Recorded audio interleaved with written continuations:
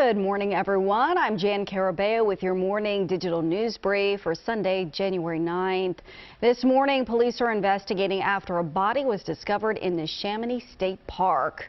Someone called 911 yesterday morning after finding that body. Officers believe the body is a woman between the ages of 40 and 50 with a tattoo on her upper right arm spelling out Lisa in cursive. The park reopens to the public today. A teenager is the latest victim of gun violence in the city of Philadelphia. The shooting happened on East Washington Lane and Gardenia Street in Germantown. Police say a 17-year-old boy was shot 4 times in the upper torso. He died at the scene. And COVID-19 testing is available once again today in Southwest Philadelphia. You can get tested at this federally run site inside the Sabati Recreation Center. There are 500 tests available daily from 7 in the morning until 5 in the evening.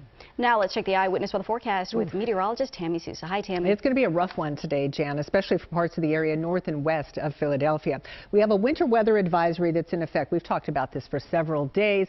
Freezing rain and sleet are developing, and they will linger through the morning and into the mid and maybe even late afternoon. 1/10 of an inch of ice to 2/10 of an inch of ice is possible. The Poconos will get the heaviest amounts, tapering off as you head through central and lower portions of Bucks and Montgomery and Chester County. Not involved with this is Philadelphia, Trenton, Wilmington. The I-95 corridor has effectively been pulled out of the advisory, expecting just rain to develop there this afternoon. Now, further west, if you're going to be traveling across the state, try to avoid the north central part of the state. There's an ice storm warning from State College to Williamsport.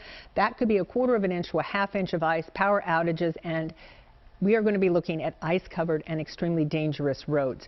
By 11 o'clock this morning, we have that freezing rain extending well down into Bucks and Montgomery and Chester County. It's still been ongoing since earlier this morning in the Poconos and through the Lehigh Valley. Rain by about 11 o'clock starting to develop along the I-95 corridor. We get to 3 o'clock this afternoon, and we have now transitioned out of that freezing rain, except the Poconos. That's where it's still ongoing, and the temperatures have risen above the freezing mark. So you can see in Philadelphia it's all rain, still very close to freezing up into the Poconos. We continue through the afternoon and evening. It's all rain by 6 o'clock, and it's gone by about 10, 11 o'clock tonight off the shore. How much ice are we talking about? Could get, again, up to 2/10 of an inch of ice in the Poconos near Reading and into Lancaster, where you see the darker shades of purple. That doesn't involve us so much. That's where that ice gets above 1/4 of an inch, and that's when it really starts to get dangerous.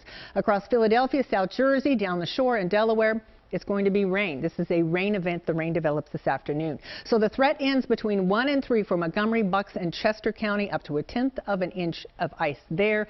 Slippery roads, that is your biggest concern, and walkways. The threat ends at 6 o'clock for Berks, Lehigh, and the Poconos, up to 2/10 of an inch of ice. That is simply dangerous travel. If it's already started to fall in the form of freezing rain, really don't go out on the roads. Avoid that if you can. 40 will be the eventual high today across much of the area, with the exception of the Poconos, Lehigh Valley, and Berks County. There you will remain in the 30s. We're going to drop to 28 tonight, 34 tomorrow, so a very cold day. We're going to see sunshine, but then we get an Arctic blast. The coldest day in 3 years arrives Tuesday, 22 for a high. It'll feel like 0 all day, 10 for a low that night, and then we slowly climb out of the basement to the 40s by Friday, just in time for what is another storm system.